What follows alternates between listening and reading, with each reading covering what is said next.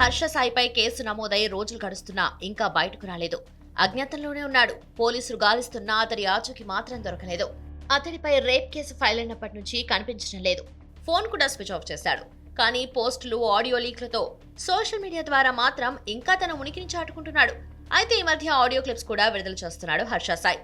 Story discussion కోసమని ఇంటికి పిలిచి మత్తు మందు కలిపిన డ్రింక్ ఇచ్చి అఘాయిత్యం చేశాడని బాధితురాలు ఫిర్యాదు చేసింది. ఆ వీడియోను అడ్డుపెట్టుకుని బ్లాక్మెయిల్ చేస్తున్నాడనేది బాధితురాలి కంప్లైంట్. కానీ ఇవన్నీ నిరాధార ఆరోపణలని, డబ్బు కోసమే ఇదంతా చేస్తున్నారని ఆరోపించాడు హర్ష సాయి.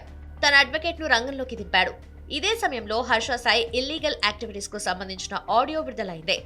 బ్యాన్ చేసిన బెట్టింగ్ యాప్ ను ఎలా ప్రమోట్ చేస్తామంటే, అంతా నా ఇష్టం, 10 కోట్లు వస్తాయి, అది నా వాల్యూ అంటూ తన మార్కెట్ మంత్రాన్ని బయటపెట్టాడు హర్ష సాయి. ఫర్ ఎగ్జాంపుల్ నేను చెప్పా, నేను బెట్టింగ్ యాప్ లో ₹1 బరాబర్ అది నా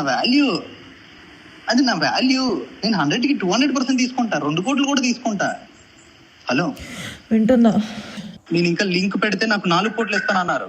లోటస్ లో అడ్వర్టైజ్మెంట్ లింక్ పెట్టి చేస్తే నాకు 10 కోట్లు ఇస్తానన్నారు. ఇవన్నీ బయటకు వస్తే నా మార్కెట్ వాల్యూ ఇంకా పెరుగుతుంది, తగ్గదు. అండ్ నేను కంపల్సరీగా చేయాలి, ఎందుకంటే బ్రాండ్ అనేవాడు నేను కాకపోతే 10 మంది వేరే వాళ్ళతో చేయిస్తాడు. నువ్వు మళ్ళీ ఏం డిస్కస్ చేయకు, ఓకే? సరే, నీకేం తెలియనట్టే ఉండు.